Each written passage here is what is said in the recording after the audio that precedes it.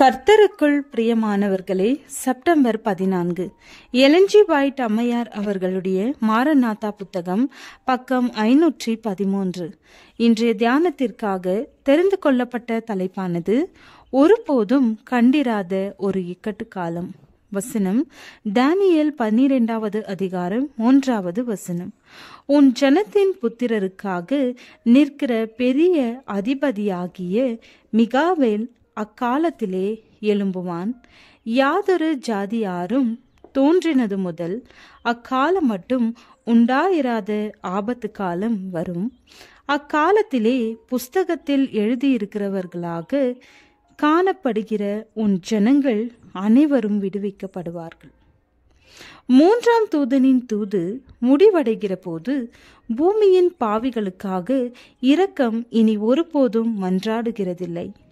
தேவனுடைய மக்கள் தங்களுடைய வேலையை நிறைவேற்றி விட்டார்கள். அவர்கள் பின்மாரியை, அதாவது தேவ சமூகத்தினின்று வருகிற இளைப்பாறுதலை பெற்று கொண்டு விட்டார்கள். தங்கள் முன் இருக்கிற இக்கட்டு காலத்திற்காக ஆயத்தமாகிவிட்டார்கள். பரலோகத்தில் தூதர்கள் அங்கும் இங்குமாக அவசரமாக செல்லுகிறார்கள். பூமியிலிருந்து திரும்புகிற ஒரு தூதன் வேலை முடிவடைந்து விட்டது என்று அறிவிக்கிறான். பூமியின் மேல் கடைசி சோதனை அனுப்பப்பட்டாயிற்று. தெய்வீக பிரமாணங்களுக்கு உண்மையாயிருந்தவர்கள் ஜீவனுள்ள தேவனுடைய முத்திரையை பெற்று கொண்டார்கள். பின்பு இயேசு தமது ஆசரிப்பு கூடார மத்தியஸ்த வேலையை முடிக்கிறார். தமது கரங்களை உயர்த்தி ஆயிற்று என்று முழங்குகிறார். அவர் ஆசரிப்பு கூடாரத்திலிருந்து வெளியேறின போது இருள் பூமியின் குடிகளை சூழ்ந்து கொண்டது. அந்த பயங்கரமான நேரத்திலே மத்தியஸ்தர் இல்லாமல் நீதிமான்கள் பரிசுத்த தேவனுக்கு முன்பாக நிற்க வேண்டும். துன்மார்க்கர் மேல் விதிக்கப்பட்டிருந்த தடை விலக்கி கொள்ளப்பட்டது. மனதை கடினப்படுத்தி மனம் திரும்பாதிருந்த மக்கள் மீது சாத்தானுக்கு முழு அதிகாரமும் கிடைக்கிறது. தேவனுடைய நீடிய பொறுமை முடிவடைந்து விடுகிறது. உலகம் அவரது இரக்கத்தை தள்ளி போட்டது. அவரது அன்பை இகழ்ந்தது. அவரது கற்பனைகளை மிதித்து போட்டது. துன்மார்க்கர் தங்களுக்கு கொடுக்கப்பட்ட கிருபையின் காலத்தை கடந்து விட்டார்கள். தொடர்ந்து மறுக்கப்பட்ட தேவ ஆவியானவர் கடைசியாக எடுத்து கொள்ளப்பட்டார்.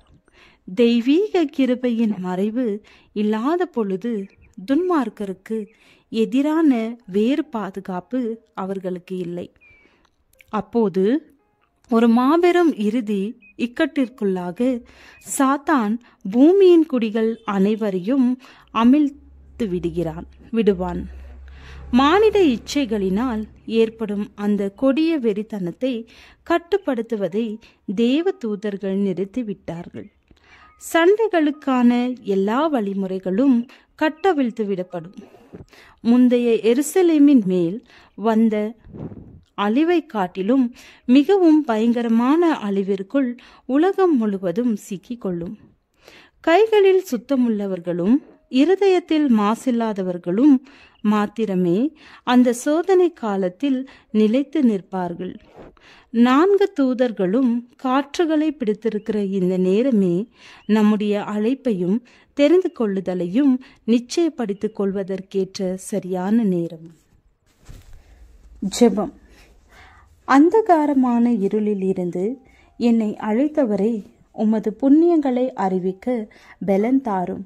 ஆமேன்.